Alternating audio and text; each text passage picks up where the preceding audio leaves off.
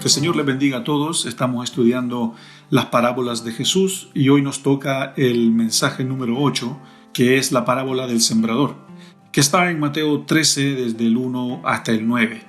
Leamos el versículo 1 del capítulo 13. En aquel día salió Jesús de la casa y se sentó junto al mar.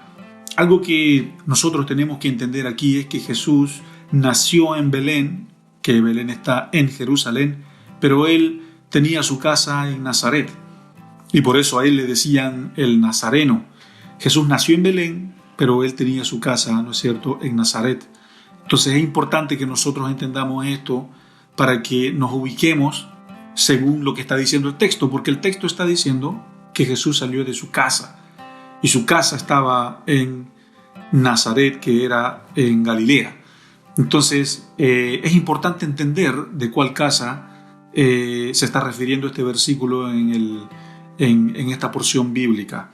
Entonces Jesús nació en Belén, pero él creció allá en Nazaret. Es muy importante también que nosotros nos podamos ubicar en la geografía bíblica. Versículo 2. Y se le juntó mucha gente, y entrando él en la barca se sentó, y toda la gente estaba en la playa.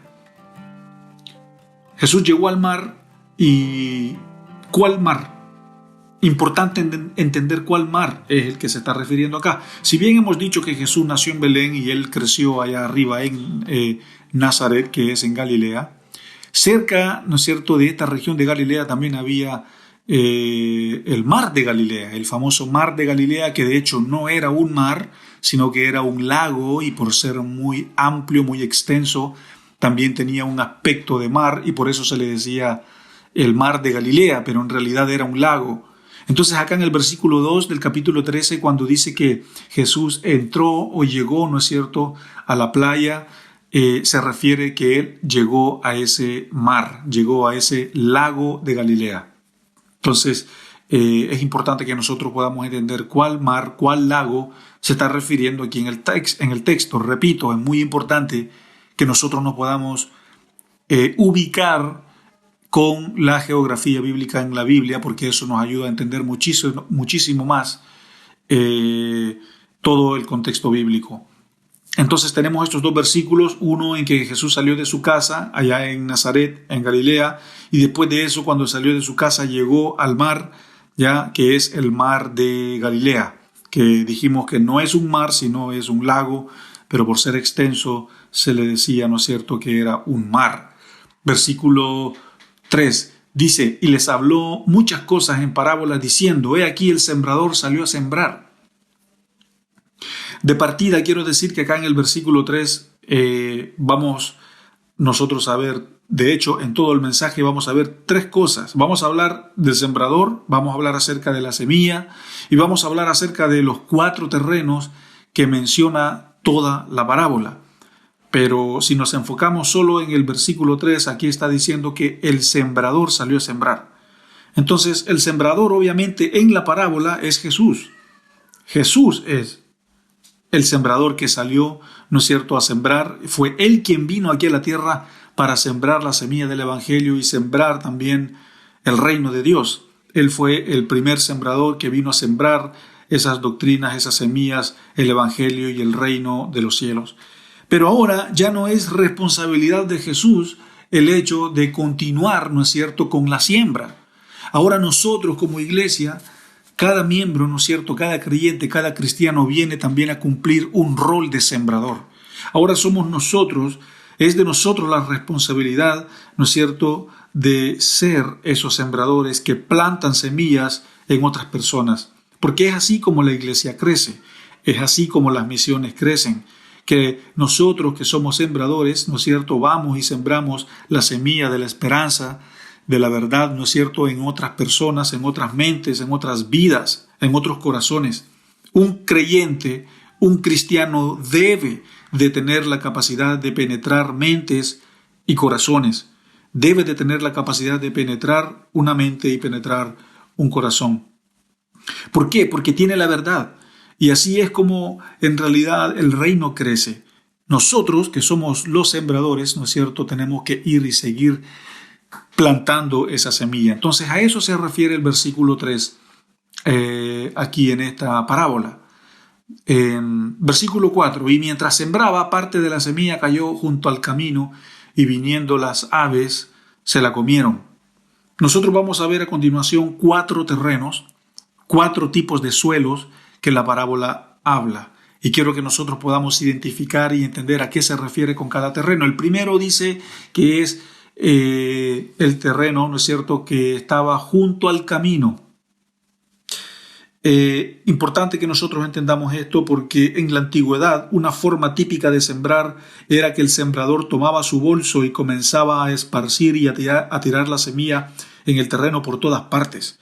No era mucho la costumbre de tener surcos, ni tampoco habían fertilizantes, ni tampoco habían maquinaria, ¿no es cierto?, para sembrar, sino que el sembrador agarraba el puñado de semillas y los tiraba, y allá donde la semilla cayera. No son como ahora, ¿no es cierto?, que hay mucha tecnología y muchas formas y métodos de siembra.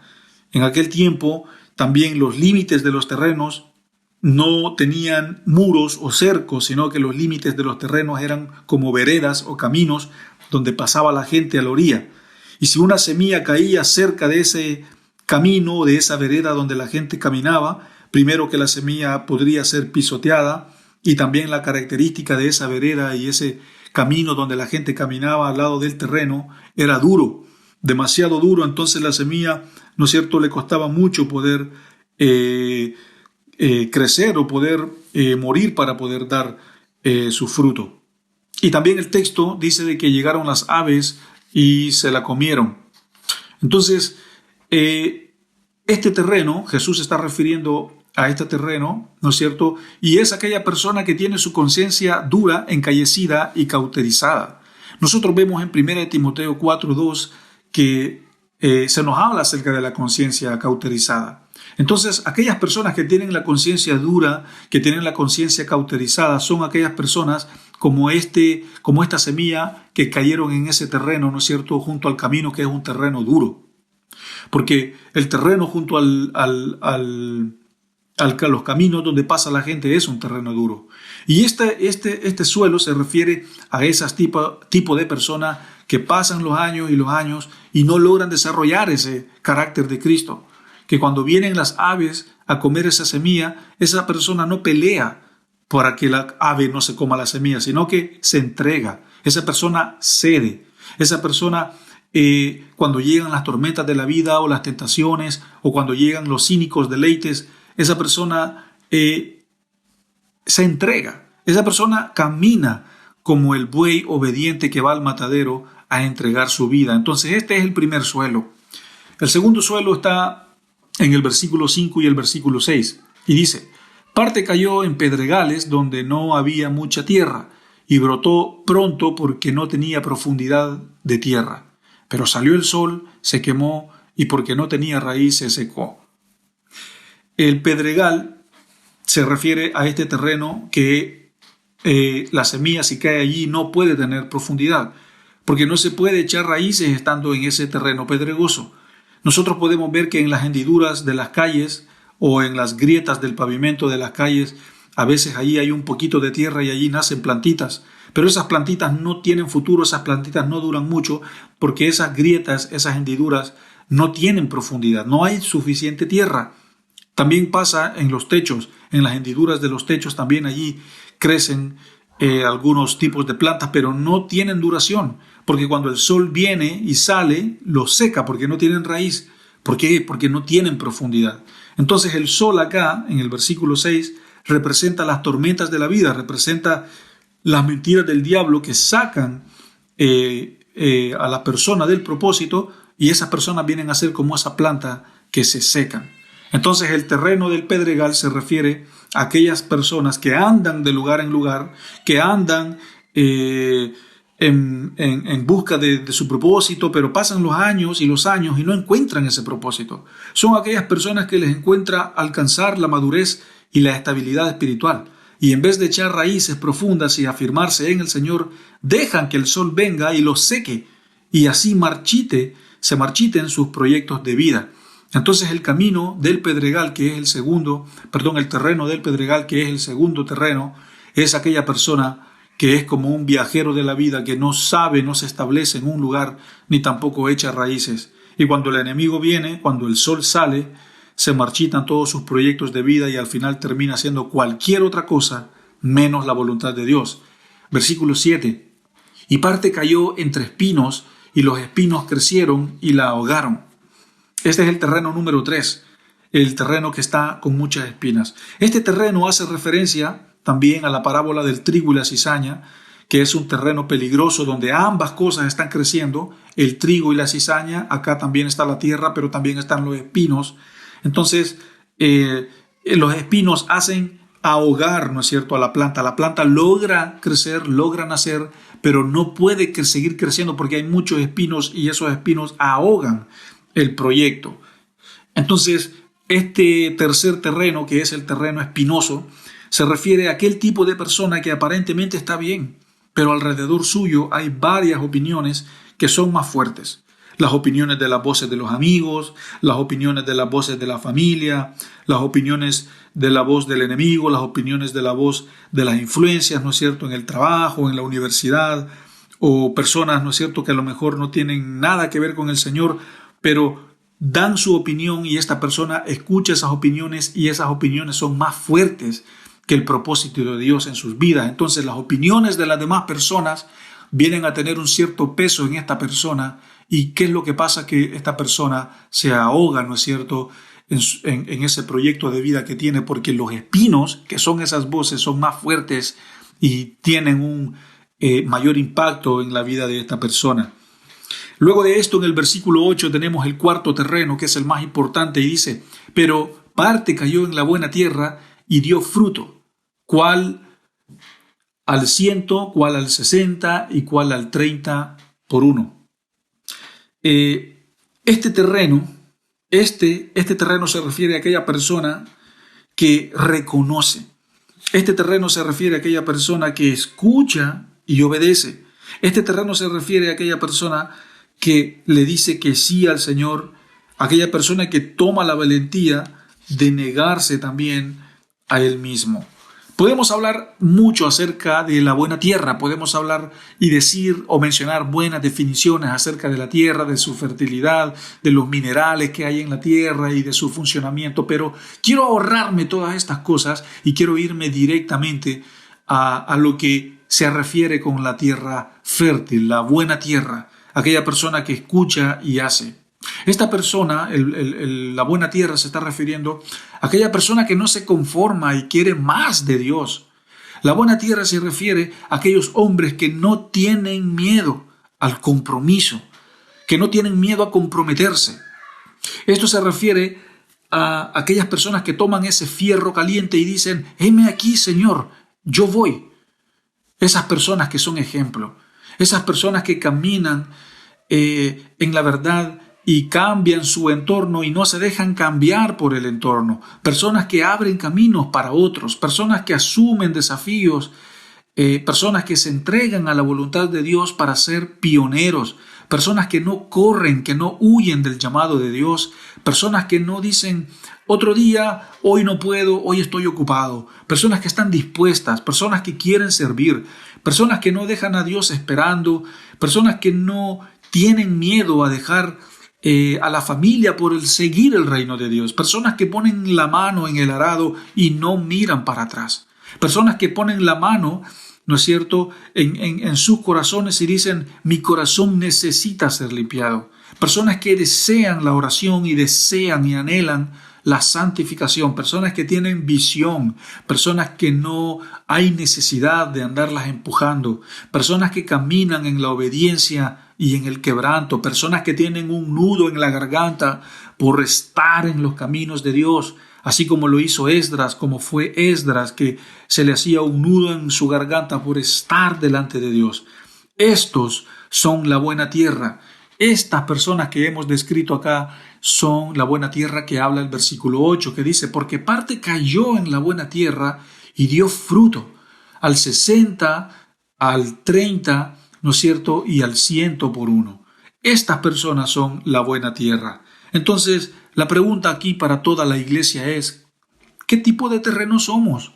¿Cuál tipo de terreno nosotros nos identificamos más. El que está junto al camino, que tiene un corazón duro, porque el terreno es duro, una conciencia cauterizada, o nos identificamos con el terreno pedregoso, que es difícil estar en ese terreno porque no vamos a echar raíces, o nos vamos a identificar con aquel terreno lleno de espinas, que esas espinas van a ahogar nuestro proyecto de vida, nuestro llamado del Señor para nosotros, o simplemente somos el terreno de la buena tierra. Quiero que vayamos ahora a nuestra aplicación, pero antes de eso también quiero que leamos el versículo 9. Dice: el que tiene oídos para oír, que oiga.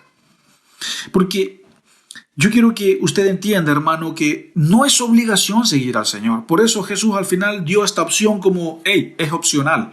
Ya esto es para el que tiene oídos. Esto no es obligación. No es obligación seguir al Señor. No es obligatorio poner en práctica esta verdad. Nadie tiene un cuchillo en la espalda para ser parte de una iglesia. Nadie tiene un revólver en la sien para seguir a Cristo. Esto es voluntario, esto es por convicción. Por eso Jesús dice: el que tenga convicción del Espíritu Santo, que escuche estas cosas y que las ponga en práctica. Pero esto se trata de convicción, esto es voluntario. Nadie está obligado a seguir al Señor. El que sienta que no es capaz, o el que sienta que este mensaje no es para él, está bien, que lo deje allí. Pero esto es por convicción. Por eso Jesús dice: el que tenga oídos para oír, que oiga. Pero pasemos a la aplicación, entremos a nuestra aplicación. Y si bien hemos dicho que íbamos a hablar acerca del sembrador, acerca de los 4 terrenos, y también quiero que hablemos ahora acerca de la semilla. Ya dijimos que el sembrador es Jesús, pero ahora nosotros somos esos sembradores. Ya dijimos cuáles son esos 4 terrenos, 4 tipos de personas, pero ahora hablemos de la semilla. Hablemos de la semilla. Primero, la semilla tiene o representa 3 significados. El primer significado es que una semilla representa vida. Hay vida adentro de una semilla, por muy seca o por muy vieja que parezca, la semilla por dentro tiene vida. Porque tú puedes ver cuántas semillas tiene una manzana, pero tú no sabes cuántas manzanas puede dar una semilla. ¿Por qué? Porque lo que hay dentro de esa semilla es vida. Entonces, esto significa que si yo soy el sembrador, ¿no es cierto? Hoy en día, yo tengo que sembrar en otros vida. Yo tengo que sembrar en mis hijos vida. Yo tengo que sembrar en mi matrimonio vida. Yo tengo que sembrar también, ¿no es cierto?, en mi iglesia vida. En mis relaciones interpersonales yo tengo que sembrar vida.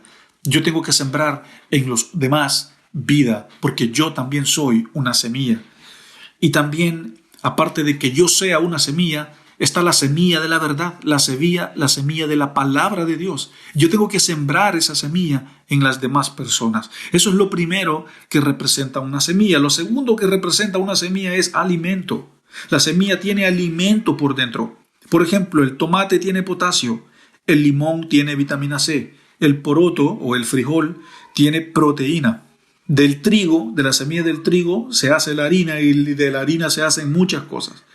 Esto significa que adentro de una semilla hay alimento. Entonces, si yo siembro en otros, estoy sembrando o estoy alimentando sus vidas. Es importante que nosotros entendamos este principio acerca de la semilla, que la semilla es alimento. Y ese alimento es la palabra de Dios. Ese alimento es la fuente de poder, la fuente de gracia que es el Espíritu Santo en nosotros, quien nos alimenta. Y nosotros también tenemos que alimentar a otros, ¿no es cierto?, con la palabra de Dios, que es ese alimento. Tenemos que alimentar a los nuestros, tenemos que alimentar, ¿no es cierto?, en nuestras relaciones interpersonales. Aquí en la iglesia ustedes han venido hoy día para ser alimentados, No han venido para ver cómo se hace el culto, han venido para ser llenados, para ser saciados. Y bienaventurados sean ustedes, porque el reino es de ustedes, es de nosotros. Serán saciados los que tienen hambre. Nuestro tercer punto acerca de la semilla es la esperanza. Una semilla representa esperanza. La semilla es la esperanza del agricultor. La semilla es la esperanza del campesino. La semilla es la esperanza de la cosecha, y esa cosecha es el sustento de la familia. El que siembra la semilla siembra con un gran sentido de esperanza, porque sabe que al mes, a los 2 meses o a los 6 meses, esa persona va a tener una buena cosecha, y esa persona cuando siembra pone la esperanza en esa cosecha. Hay un salmo maravilloso que es el Salmo 126, versículos 5 y 6. Dice: los que sembraron con lágrimas, con regocijo segarán. El que llorando esparce la semilla, cantando recoge su cosecha. Si yo siembro, hermanos, en otros, también estoy sembrando o teniendo esa esperanza de que esa persona va a recibir o va a dar ese fruto de la semilla que yo estoy sembrando. Una semilla representa esperanza. Entonces, Jesús sembró con mucho poder y con mucha esperanza la semilla del Evangelio, la semilla de la esperanza, la semilla del reino, ¿no es cierto?, en las personas. Y hasta hoy en día, más de 2000 años después, esa semilla ha crecido tanto, que ha sido como ese árbol grande de la semilla de mostaza. Pero bien, vemos estos tres aspectos acerca de la semilla, lo que es la vida, el alimento y la esperanza. Quiero que pasemos ahora a nuestro cierre, porque la semilla, para que pueda reproducirse, tiene que morir. Y Mateo 16:24 nosotros vemos unas palabras pero muy cautivantes de Jesús. Y él dijo: entonces dijo Jesús a sus discípulos: si alguno quiere venir en pos de mí, niéguese a sí mismo y tome su cruz y sígame. Jesús dice: niéguese a sí mismo. Cuando Jesús habla acerca de negarse a nosotros mismos, no significa que nosotros tenemos que negarse. Significa que no es mi voluntad, sino la voluntad de Dios en mí. Negarse a mí mismo significa que yo me meto bajo el señorío de Cristo y estoy protegido por su gracia. Pero en nuestro cierre yo quiero que nosotros entendamos que hemos hablado del sembrador, que Jesús es el sembrador en la parábola, pero ahora nosotros tenemos la responsabilidad de salir a sembrar en los demás. Hemos hablado acerca de los 4 terrenos, con cuál de los 4 terrenos yo me identifico. Espero, y en el nombre de Jesús, que cada uno de ustedes se identifique con el terreno fértil. Y hemos hablado también acerca de la semilla. Pero atención a lo siguiente, estamos en nuestro cierre. Tú no puedes ser un sembrador. Tú no puedes sembrar en la vida de nadie si tú no mueres primero.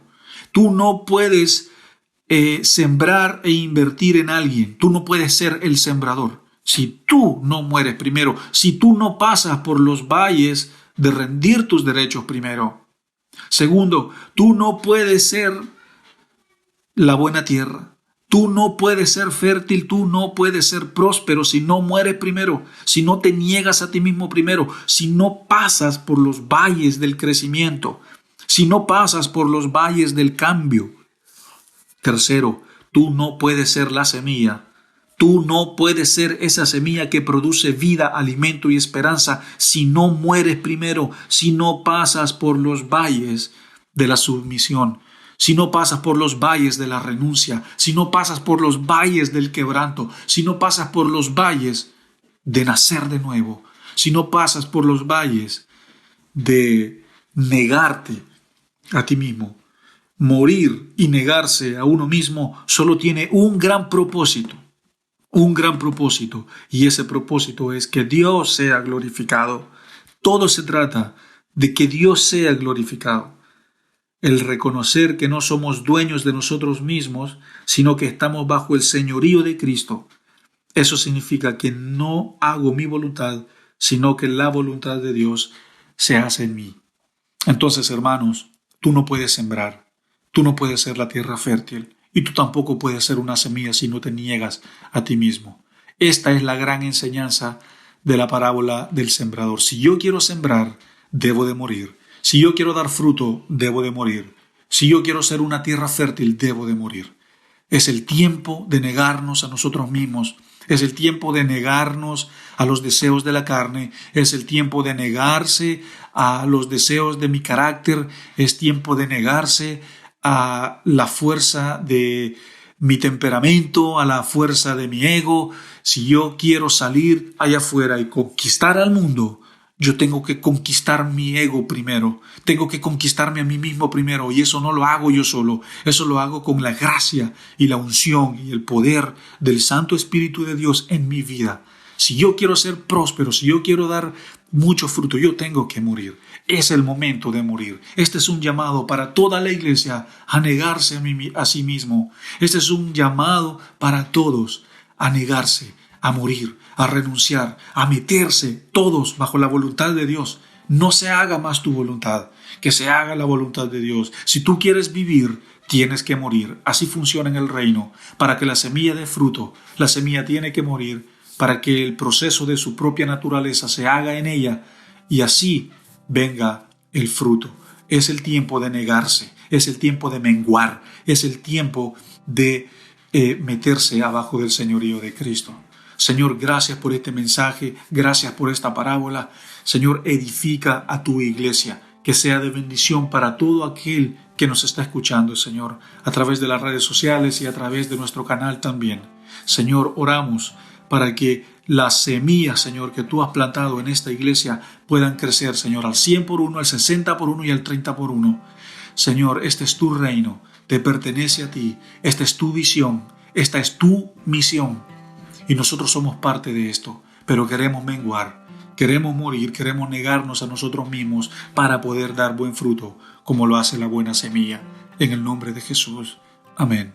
Hermanos, que el Señor le bendiga. Nos estamos viendo el próximo domingo en nuestro próximo mensaje de nuestra serie Las Parábolas de Jesús. Que el Señor me los bendiga. Recuerda suscribirte a nuestro canal y activa las notificaciones para que no te pierdas ninguno de nuestros sermones.